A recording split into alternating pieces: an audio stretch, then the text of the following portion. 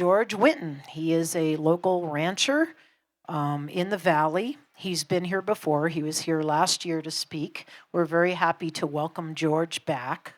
And what he's going to be speaking about today is nurturing the next generation through apprenticeship, which I think has come up in a number of discussions with some of our panels already today about how important it is to pass this information on that we've learned over generations, to share that with the youth so we can continue the way of life that we love here in the valley. So George is a third-generation regenerative rancher, the owner of Blue Range Ranch in Saguache, Colorado, other side of the valley from here in Crestone. George's life work has been rooted in land and animals and in the holistic relationship between them and us, from soil organisms to gut biome to the interconnectedness of our spirits. His path has been guided by the commitment to seeing these systems as a living whole, where the health of the earth and the health of peoples are inseparable. George is also the Regional Assistant Agriculture Commissioner for the Colorado Department of Agriculture and a lifelong learner and teacher. In his talk today, Nourishing the Next Generation Through Apprenticeship, George will share from years of experience working with young people across the country and the world. His work has been about opening eyes and hearts to the way of living that offers hope and agency in a complicated world, and about showing what it means to walk in relationship with the land, animals, and each other. Please welcome George Whitten. Thank you. It's quite an honor to be here again. I'm surprised anybody's still here, but I'm glad you are. And you're down to my real core fans here, I guess. So good. I think I'd like to start today a little bit. I always have to go back to my sheep camp days when I was a young man and I grew up following sheep into the mountains. And because that has formed the way that I think just about everything, because it was the way that my early relationship with the planet and with the world was formed, was with following those sheep and being in that real world every day. And it has been the way in which I've tried to practice agriculture ever since. And so one of the things that I always like to think about is there are different things that happen during those times. And one of the stories that I like to tell is a story about a blind lamb we had. We had thousands of sheep and thousands of lambs, and so there was no one individual that you could spend very much time with. And so if something had something wrong with it, it either died or it made it on its own. And so we had this blind lamb that I remember that lamb would put its head right against the ewe's hip and it would follow her everywhere it went. But as it got older and older and got a little more independent, it actually learned to echolocate. I didn't know that at the time, but the sheep herder said the muscles from his eyes, they went to his ears. So that's exactly what that lamb did. And that lamb went all the way up into the mountains and came all the way back and made it as a ewe afterwards, because it could see without eyes. And it could hear a fence, it could hear, and it used a little bleeding sound, and it could bounce that off and learned on its own to get by without being blind. And so I've thought about that a lot in my life, and some of the things that have really made a difference in my life are things that were really hard, things that I had to figure out on my own, things that I couldn't get information on, like, those were the real learning experiences. Those were the things that made a difference. And as a farmer, I never enjoyed farming because I had to turn the ground upside down and plant something to be a farmer. And I had to change the whole world around to fit a machine, to fit a combine, to fit a potato harvester, to fit some engineer's idea of how to harvest a crop. And I really could never make that work in my soul. I did not like doing that. And so as a result, being raised in a pastoral family and with people who were livestock producers, I learned that we take the world as it comes to us every day. We see what's out there, we travel across it with our animals, and we accept it as it is. We accept what's there, and we learn to not only utilize that, but to make it better. And use the rumens of the animals and the manure and the urine and the impact of their hooves and all of that to travel across the landscape and actually make the soil better. And I could never do that in farming because I had to kill everything to start with and then plant my crop, whatever it was. And then I was in a war with pests, and I was in a war with weeds, and I was in a war with the world. And I was just too lazy for that. I guess I could never really do it.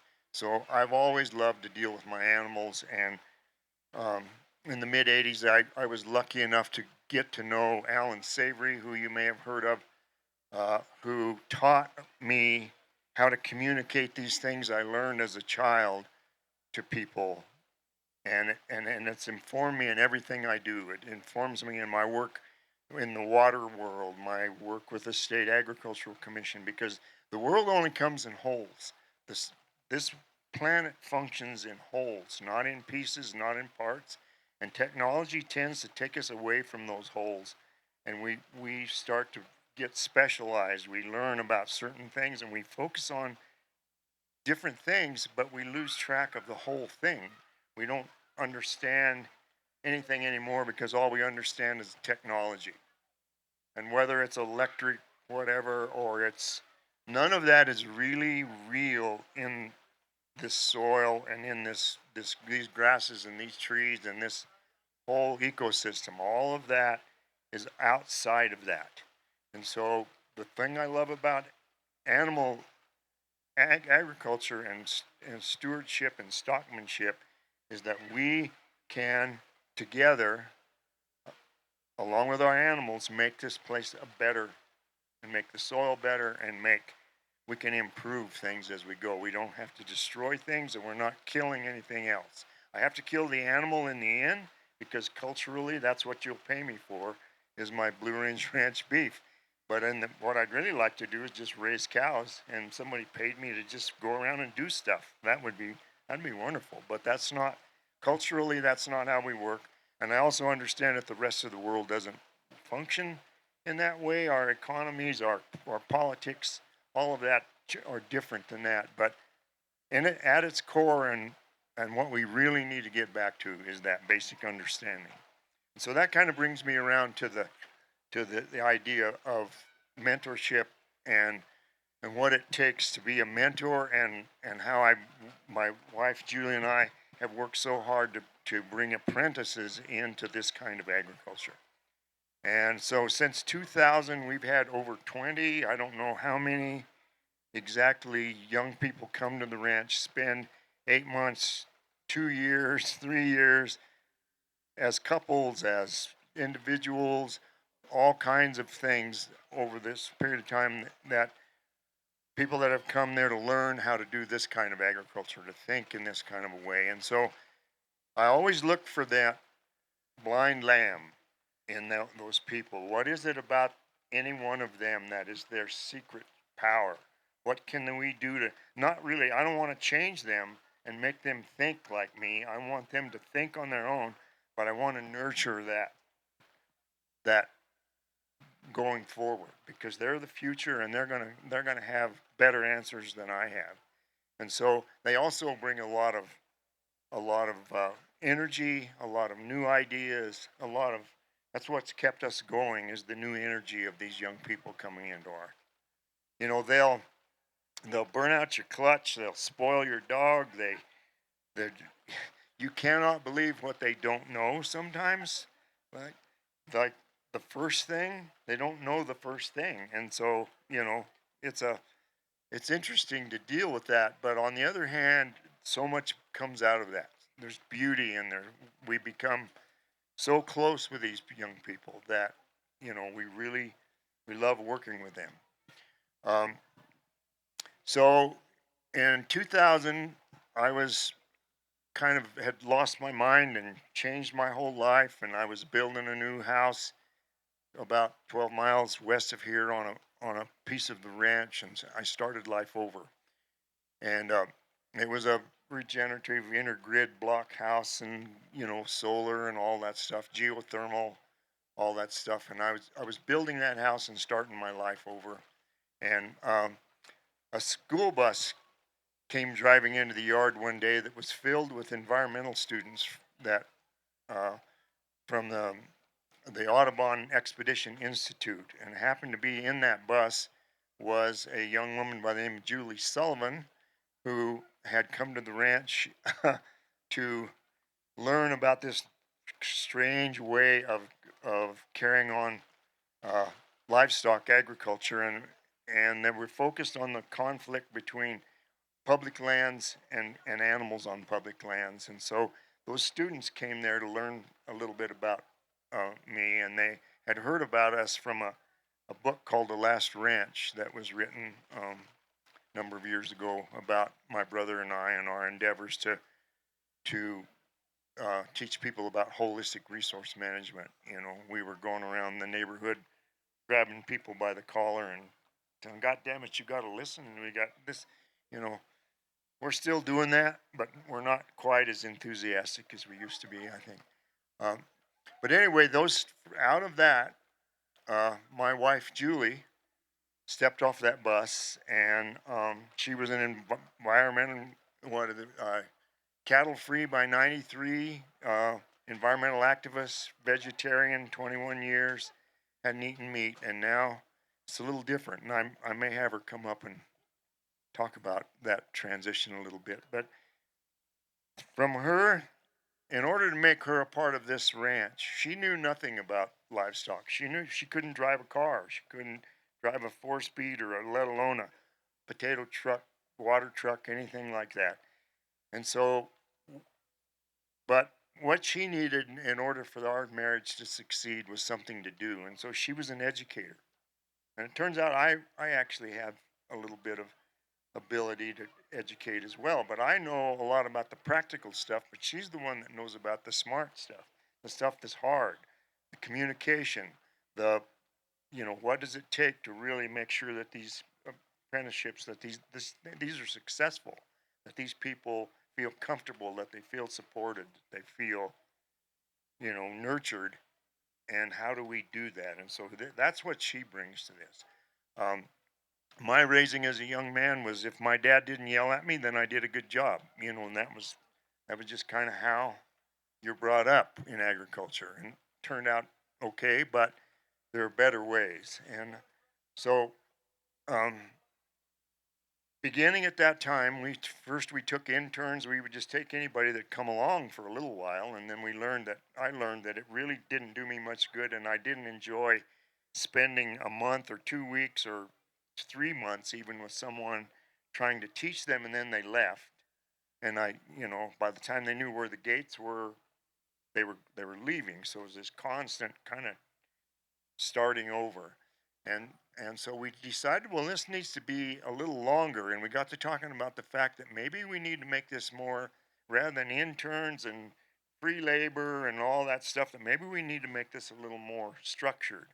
And we thought about the apprenticeship program, which is like plumbers and electricians, and a lot of the trades use that apprenticeship thing. And so that's how we have kind of built this model, is based on that, where a mentor or a master then teaches someone else, and then they come, and over a period of time they graduate into a first year and then a second year apprentice, and then they move on. And one of the things I'm really proud of is, out of the 20 some people that have apprenticed with us, I think very few of them are not in agriculture. Some of them own their own ranches, their own, that are much bigger than ours, and so they've grown out of this with that experience and taken it and done great things. And our turnover rate is really low, uh, or really high, however you want to. But there's very few that aren't actively involved in agriculture one way or another, whether it's working for NRCS or something like that. But a lot of them own their own land and own their own ranches, or they're leasing, or there's all kinds of models to get into this. But what you have to sell is your skill and your understanding of soil and animals and how that works. And when you go out into the world with that under your belt, then you're able to do a lot of different things, and you don't necessarily have to buy or own a piece of property to do that, because what you really have to offer the world is that skill.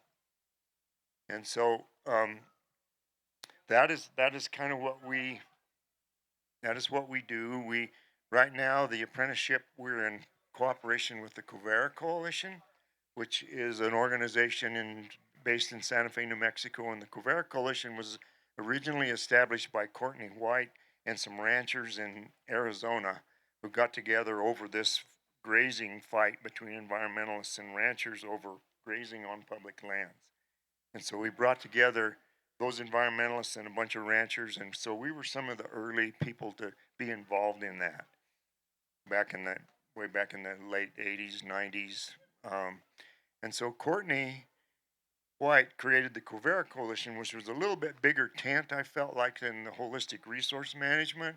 Uh, in that group, you needed to go to their school and learn their methods, and it was a not quite as open. Where the Covera Coalition was just open to kind of everybody, and so I kind of liked that better. And so we've been members of that from pretty much the very beginning, Julie and I. And Courtney was at the ranch one day, and he asked us about, well, why don't we do something with this apprenticeship idea of yours, and let's start an apprenticeship thing with with Quivera. And we said, yeah, let's do that. And so we got together with a woman by the name of Avery Anderson, and I don't know exactly when, but they called it the New Agrarian Program. And it's still called that, NAP, N-A-P, or the New Agrarian Program. And Julie is very active in that. Um, and that has grown from us as the beginning mentors to now over 20 sites in Montana, Wyoming, New Mexico, Colorado. So these are ranches and farms that are taking apprentices based on this program and teaching them the types of agriculture. And these people have the opportunity to get involved directly with the people who own land and own livestock and are willing to teach them about that kind of agriculture.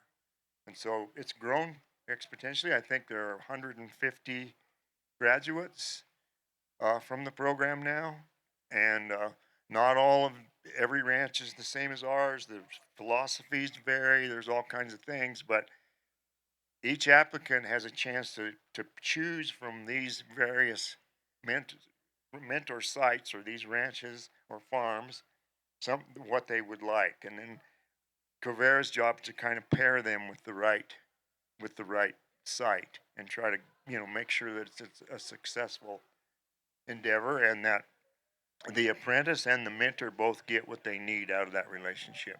And Julie spends days and every day working on with people, taking care of the relationships basically between the mentors and the apprentices. And so I think now I'd like to have Julie come up, and we also have our current apprentice here, Jesse Malovitz, who's been here with us since March. And so she came just before calving, and she's been here ever since. And she's been really she's very great. So come on up, and you guys can fill in where I'm falling apart here.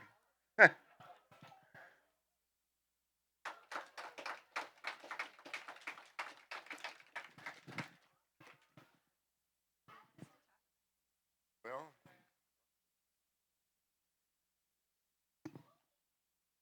Want to talk about the program? yeah.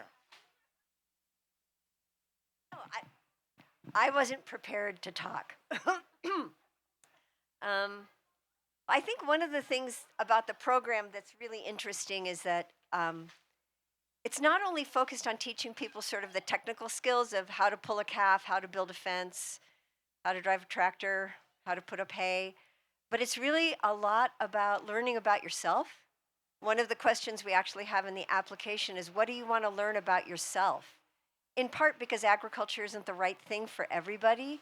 You have to be somebody with a high tolerance for risk, a high tolerance for unpredictability, a high tolerance for loss. And so we really want people to think about the fact that they're not only learning specific skills, but they're learning what kind of human am I? How do I want to make a difference in the world?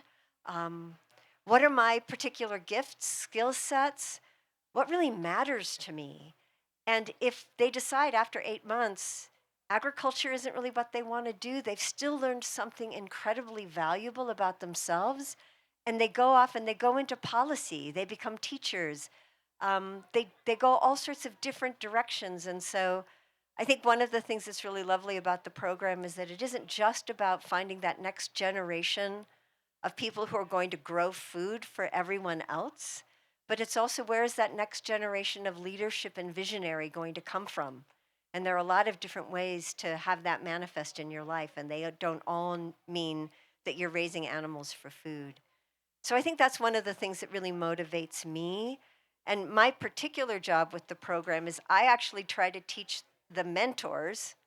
So I try to take all the crusty old dude ranchers and teach them how to say thank you, and teach them how to say good job, and teach them how to listen, teach them how to ask, what do you want to learn? What's your goal? Um, Most people who go into agriculture aren't necessarily good at talking to people. They're good at talking to the land, they're good at talking to animals. And so I'm trying to teach them how to be good with people. So maybe I'll turn it over to Jessie and she can talk a little bit about like what made you want to do this, maybe? Do you feel comfortable doing that? Okay.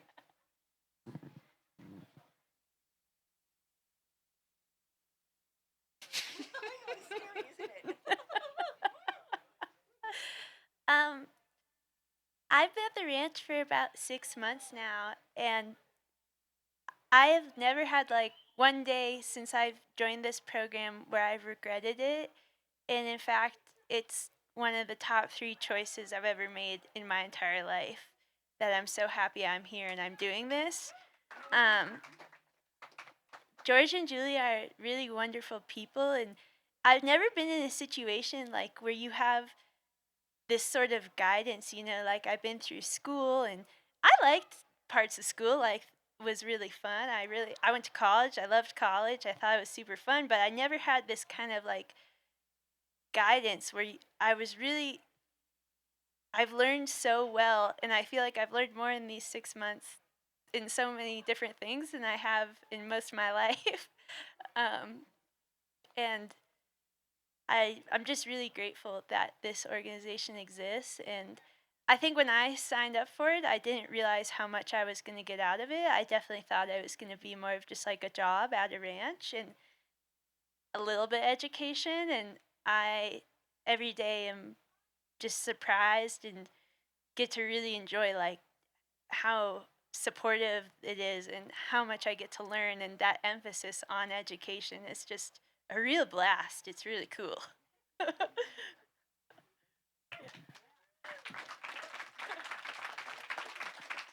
The other thing I'll say about Jessie is that she's willing to do everything. So she loves being with the cows and out on the land and on the horses.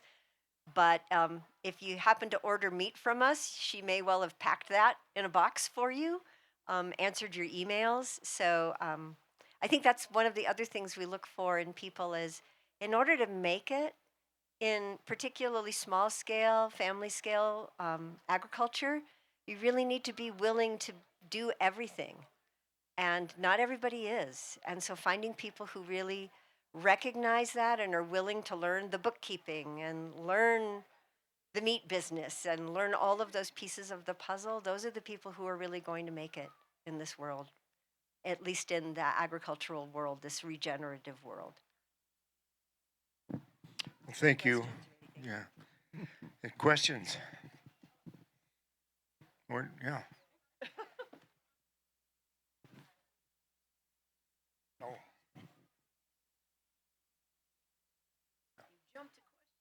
Oh, well, maybe we're speeding How things to up. jump. Yeah. How many apprentices do you take a year? We're on a video, so if you don't mind using the mic, Oh, it sure. would help the people in the Oh. audience that aren't here. How many apprentices do you take a year? We personally take between 1 and 3. Okay. Some of the other ranches in other locations usually take only one. Some of them will take two. So like George said, we have about 10 sites in Montana, one in New Mexico, one in the panhandle of Texas, quite a few in Colorado. So most of them take one, Okay. but we've Ha- taken as many as three and then had people stick around for a couple years. Okay. Have you ever done anything with woofing? You know, we haven't, in part because we want somebody, we Longer really term. consider it a professional training program. So we're looking for people who ideally have a season or two already under their belt Okay. and kind of already know how hard the work is and what it's going to demand out of them. Some of the other mentor sites have worked with woofers before, Okay. but usually then they kind of graduate into the apprenticeship program because they really want somebody who's going to stick around for a longer period of time. And we pay them, and they have room and board, and I mean they're on payroll. I mean these are, they're employed by the mentor site at a living wage. Okay. Awesome. Thank you.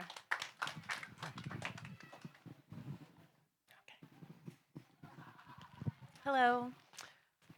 First of all, I love your beef. I love what you do. I think you're very inspirational. And Julie, I love your emails.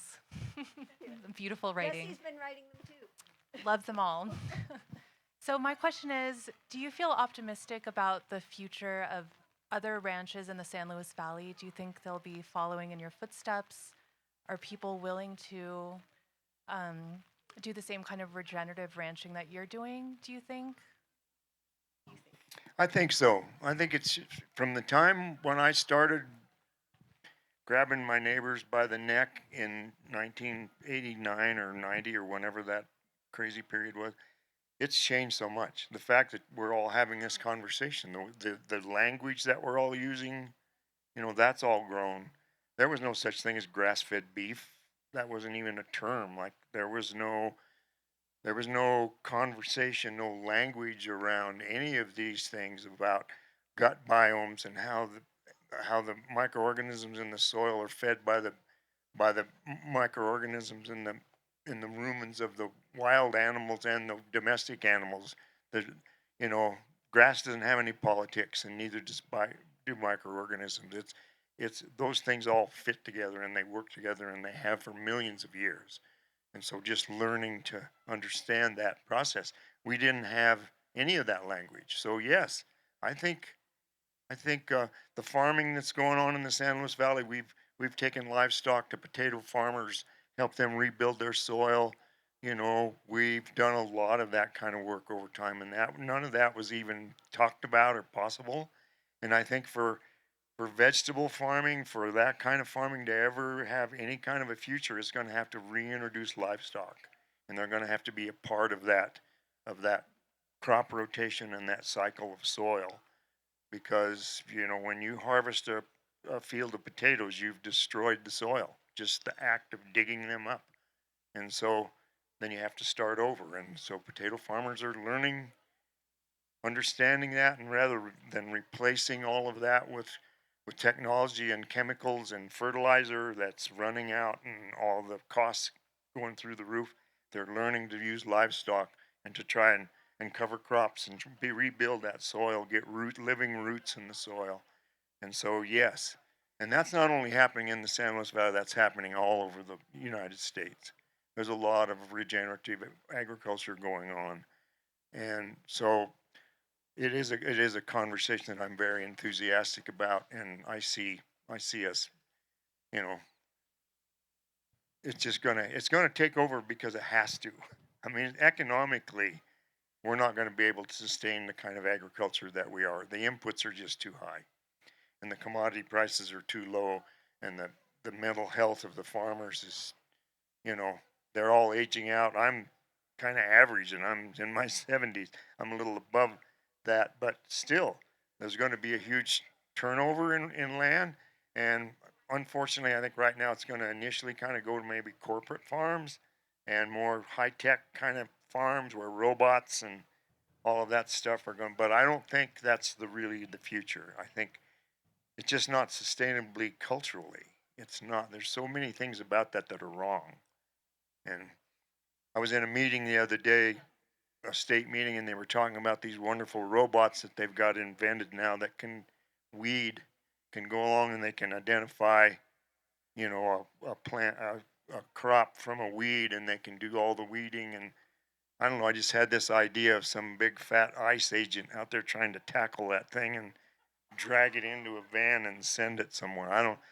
It just, I don't know. It's, you know, so then what's the other side? I always, when you think in wholes, you have to think about where are we going? What is next?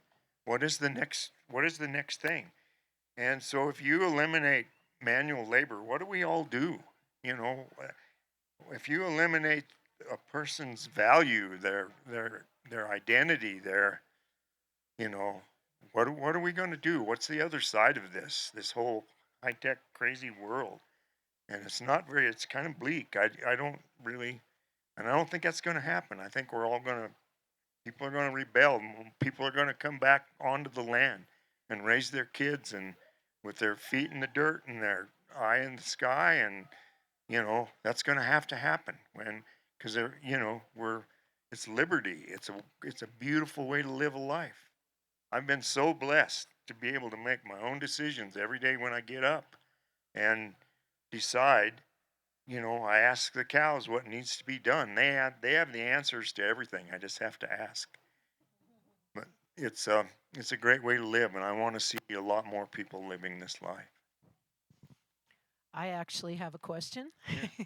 um, I know some folks who are ranchers, they calve, so they do the mamas and the babies, and they're out in eastern Colorado, and they, as many folks, and I'm sure you guys have been through this too, they have a real hard time being able to afford ranch hands and people to help them. They are completely sustainable where they are, so they're just doing grass-fed, for the mamas and the babies. But how would they, because I'd like to talk to them about your group with the apprenticing, because I think even though they have a ranch hand now, they're always struggling, and they're in their 70s as well, and their kids aren't close and that sort of thing. How would they find out about the program if they're actually coming from that end? We're actually actively looking for mentor sites in Colorado right now. So they could email me at julie@quiviracoalition.org. They could go on the Quivira Coalition website and to the new agrarian program and send an email. So we're actually actively looking for some more mentors in Colorado. So that'd be great. Great, thank you. Mhm. Thank you. Yeah.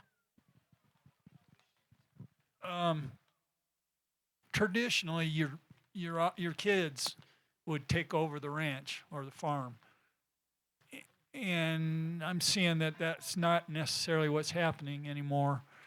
And so you hire somebody, and they stay on, and you like them, and they looks like they manage things well, and you're getting along in years. And what kind of decision making do you have in terms of when it's time to you're going to have to turn it over at some point? How do you deal with that quandary? What do you do? I think that's one of the really big questions right now. Actually, there's a lot of really, really good people working together to really come up with different models of succession and transition. It's one of the things, actually, I'm currently involved in helping to create a succession workshop in Montana in March. So there's a lot of people working on that. George and I, in particular, we've been working with a consultant for the last year and a half who's also a Jungian psychologist, which is a real blessing when you're talking about this kind of stuff, because it really comes down to how you identify yourself. For someone like George, this is all he's ever done. The ranch and he are the same entity. They aren't separate. And that's true for a lot of people who grow up in this kind of work. And so for them to think about turning it over is really a conversation about mortality. But we don't think about it that way. And so I think that there's a lot of work being done right now, really thinking about what's the human piece of it. It's not so much what are the legal documents and the legal agreements. Those are critically important, but you have to get the people piece right. And I think that's finally starting to emerge. I know actually CSU has been doing a study on that right now. I had a conversation with someone doing that. So for us in particular, George's children definitely want to own the land, but they all chose a different life. And so looking at models, I actually know of a number of ranchers who have designed models where the family retains ownership of the land, but the ranch business is a separate business, separate tax ID number. You can actually sell that business or give that business to some other person who's not family, and they release the land from the family. And so that model is actually one that's pretty successful if you get the people piece right. You know, and remember that it's the skill that's important, not necessarily owning the land. And so having access to land and understanding how to lease and how to make those legal agreements and to get along with the people that you're leasing land from but you can livestock move, they can walk, they can be hauled, it's not like having a farm where it's in one spot. And so having that skill is more important than owning land. And so that transition in that way is, I think, quite possible. The land ownership, that's a sticky thing. You have families, you have, all the things that go on there.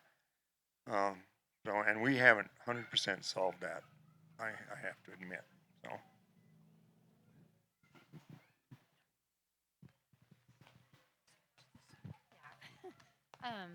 Can you put that in a land trust? Like instead of selling the property to someone or leasing it out, put it in a sort of land trust that protects it from getting to the hands of industrial farms, or like putting some rules on it. we've already taken those steps. We have a conservation easement on the Okay. land, so there won't be any development on it. Okay. But the trust is a different thing, yeah. Okay. I actually know a couple of people who are looking at that model. Yeah. I don't know of anything in particular that's been at the ranch scale that's been successful. I do know of a number of farms, particularly in California, that actually went into a trust, and then from that, they were able to make that land very affordable and accessible to a next generation. I know Agrarian Trust is an organization that's doing that. They're mainly working in the East. Agrarian Commons is doing some work like that. So I think that there are some innovative land sort of ownership models that are starting to emerge. It gets a little more challenging out in the West with these arid landscapes where you need so many acres in order to create a viable economic unit. And we haven't quite figured out how to use some of those kinds of models like trusts effectively yet out here, but I know there are some people in Montana that are working on it. I know some people in Colorado who are working on it. So I think those are going to be emerging. Okay. Thank you. Yeah, I see.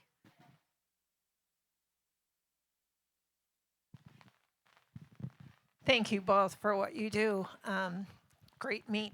I wanted to ask Jesse or you guys, how did you find out about the program, and how do young people find out about what it is you do? For me, I kind of got it in my head that I wanted to learn about ranching and work on a ranch, and kind of cold call applied to some places. And as a girl with no experience, that's not the easiest route to take. And then a little while in, I heard, I think I heard about Kavira for the first time on a podcast, and then I looked into it. It was too late to apply that year by like literally a week. And then so I kept it in mind, and I applied it when it went up the next year.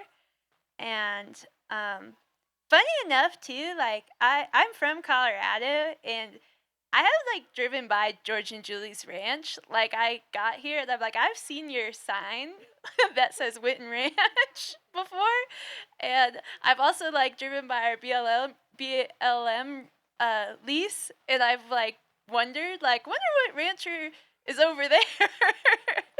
But I didn't really know all that till I got here, kind of. But so kind of meant to be. But yeah, and I think a lot of my peers who are also in the program heard about it through kind of word of mouth, or Instagram is like another big one, you know. So the other thing I can say is that we do try to do some outreach.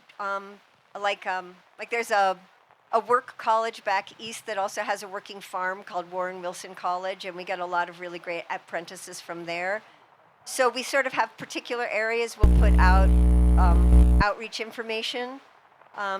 And then we have a newsletter that goes out that people can sign up for that goes out every month, and it always announces when applications open. Applications open November 1st to start in probably February or March of 2026.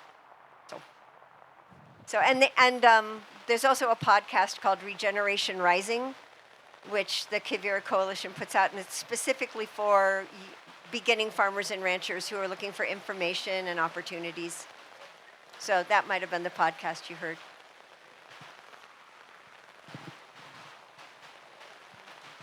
Okay, is that Any other questions?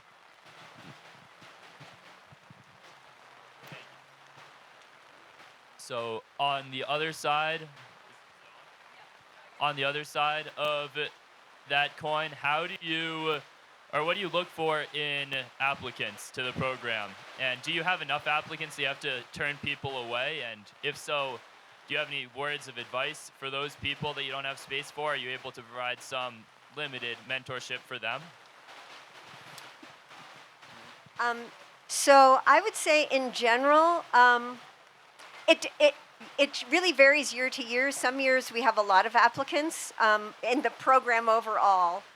Some years we have fewer. In general, if people have at least a season or so of any kind of agricultural experience, they're more likely to get an interview. And the other thing that I think we really look for in general with the mentors, and I tell mentors to look for, is even if somebody has no agricultural experience, if there's anything they've done in their life where they had to make a multi-year commitment, they played an instrument, they were on a sports team, they volunteered somewhere, that demonstrates the kind of commitment and stick-to-itiveness that's going to mean that they'll be successful in an 8-month apprenticeship. So those are the main things I think that we look for. I'd be happy to also hop on a call and talk to you more specifically about it if that was ever useful. So those are kind of the key things. People are looking for a little bit of experience. If you know how to drive a tractor, that's always good. But if you know how to drive stick shift, most young people can't do that anymore. And some mentors are willing to teach it, but some are not. So if you don't know how to do that, go learn. And then backing a trailer, they're also really excited if you can do that. now? And I look for entrepreneurship. I look for somebody's got a fire in their belly for this. They really have something like you really want to do. If you've got that fire in your belly, that's going to help for sure. That's it for me. Any Again. other questions? Very, very nice people. I got Yes, a question for you. feel- Keep you guys trapped there. Is this rain helping out on the ranch right now? Is this rain helping out on the ranch right now? The rain? Is the rain helping on the ranch? Oh, the rain helping. Yes, definitely. It's a little late in the season, so your cool season grasses and some of those might green up a little bit, but all the grasses now are just soaking this in and building root reserves for the winter, and they'll come in the next spring in good shape. The rains are coming later every year, and these grasses have been here for millions of years. They've seen it before, I suppose, so they will adapt. But how we manage them has a lot to do with their survival rate, and when we graze them, how we graze them, that kind of thing. And most of the production is late season now, and they're kind of done. They might produce a seed head, but they're not producing much. So, yeah, the rain always helps. If it was earlier, it would be better. Is there any other burning questions as we finish up here? Anybody? No? Okay. Thank you so much. This is a great discussion, and it was great to get all of you guys involved. So we got more than we bargained for, which is awesome. That's pretty easy to do with me. Yeah, please give a round of applause for George and his family and Thank you. Jesse and